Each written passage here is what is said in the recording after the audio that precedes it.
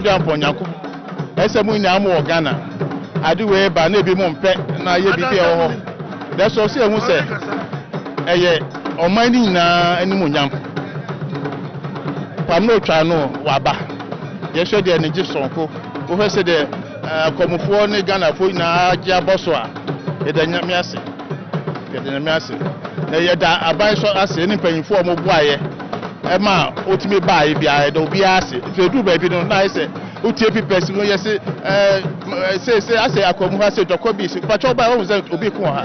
aha na so na kanipa no nti na ka bibi ase ade kesiese te da nyakopon ase ye da Ghana panyimfo bia mo buaye ma ehye ba so ya da obi ase na ka ye ntama profo hwe bat se ni profo ne agifri ye no no atu na mo aba abesrai de ye ma ne sa akonya no ye beda Ghana fo nyina ase se ma me baaye se fin kran ba bia ne aho ye de hia no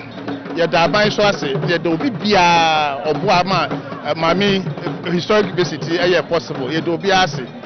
nyame hira mu nyina sabe akom